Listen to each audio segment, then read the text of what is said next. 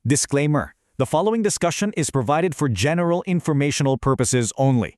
It does not constitute professional, legal, medical, financial, or technical advice.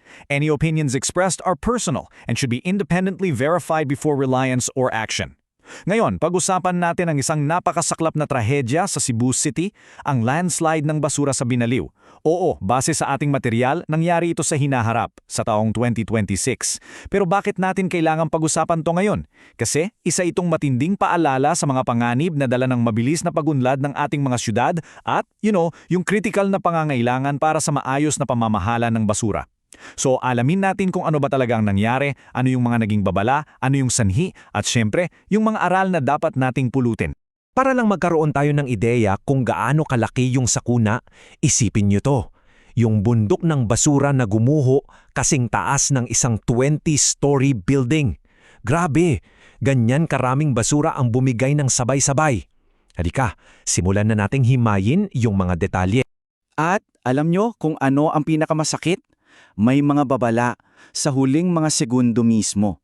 Sabi ng isang residente doon, may mga manggagawa raw na sumisigaw na, sinusubukang i-warn yung mga kasama nila. Kaso, dahil sa sobrang ingay ng mga makina, hindi sila narinig. Isang sandali lang sana na pwedeng nagligtas ng buhay, pero, ay nako, kinain lang ng ingay.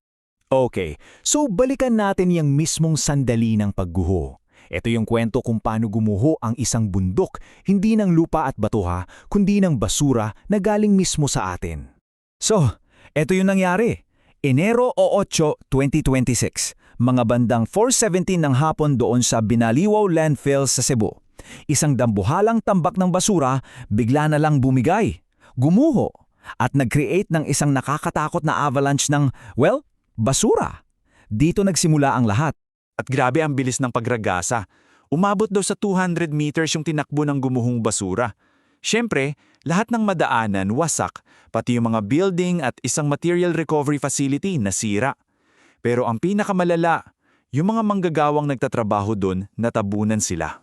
Siyempre, pagkatapos ng pagguhuho, isang malawakang search and rescue operation ang kasunod. Tignan natin kung ano yung naging response at kung ano yung malagim na resulta ng trahedya. Mabilis naman yung responde. Agad-agad, nag-deploy sila ng mga 300 na tauhan galing sa iba't ibang ahensya. Dala-dala nila yung mga heavy equipment tulad ng mga excavator. At syempre, nandoon din yung mga ambulansya at fire truck para simulan yung desperadong paghahanap sa mga posibleng survivor sa ilalim ng toneladang basura. Sa huli, ito yung isa sa mga pinakamasakit na numero. 10. 10 yung konfirmadong nasawi. 10 buhay na kinuha ng isang trahedya na, baka sana naiwasan. Bukod sa mga namatay, mayroong ding 18 na nasugatan. Sila yung, maswerteng nakaligtas, pero sigurado, dala-dala nila yung ala-ala ng nangyari. At ito yung pinakamabigat sa lahat. 26 na manggagawa ang nanatiling missing. At pagkatapos ng 3 araw na paghahanap, sinabi na ng mga opisyal na halos wala ng pag-asa na mahanap pa silang buhay. At hindi pa dyan natapos yung epekto ng trahedya. Dahil sa nangyari, ipinatigil lahat ng operasyon sa landfill. Ang resulta? Biglang nagkaroon ng malaking krisis sa pagtatapon ng basura. Apektado hindi lang ang Cebu City, kundi pati na rin ang Mandaue at Lapu-Lapu. Pero alam nyo, dito nagiging mas komplikado at frankly, mas nakakainis yung kwento. Kasi itong landslide sa Binaliwi, hindi ito isang biglaang pangyayari lang. Ito ay isang trahedya na parang matagal nang sumisigaw na mangyayari. Tingnan nyo tong timeline na to. Simula pa lang ng March 2023, may reklamo na sa mabahong amoy. Pagdating ng 2024, umabot na to sa City Council. May mga hearing na tungkol sa amoy, sa leachate, yun yung maruming katas ng basura, di ba? At pati kontaminasyon sa tubig. Tapos, noong July 2025, ilang buwan na lang bago yung sakuna, may natuklasan pang illegal na quarrying sa tabi mismo ng landfill. Imagine that! Posibleng nagpahina pa yon sa lupa. Sunod-sunod na red flag, di ba? Pero parang walang nangyari. So para malaman kung ano ba talaga ang punot dulo nito, nag-imbestiga yung Mines and Geosciences Bureau. Alamin natin kung ano yung nahanap nila. Dalawa pala yung pangunahing dahilan, kumbaga isang perfect storm. Una, yung environmental factor, yung kalikasan. Ilang linggo kasing tuloy-tuloy yung ulan, kaya yung basura, basang-basa, bumigat at humina. Pero eto yung mas critical yung gawa ng tao, yung mga pagkakamali sa engineering. Hindi raw stable yung pagkakatambak ng basura. At ang pinakamalaking problema, yung tinatawag na benching. Kulang na kulang daw. Ano ba itong benching na to at bakit sobrang importante? Isipin nyo, para siyang hagdang-hagdang palayan. Gagawa ka ng mga patag na baitang o benches sa tambak ng basura. Hindi yan para lang akyatan ha. Ang purpose niyan ay para mahati yung bigat at pressure ng buong tambak para hindi siya basta-basta gumuho.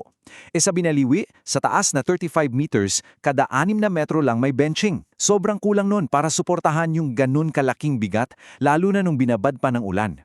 Yun yung isang critical na pagkakamali sa engineering.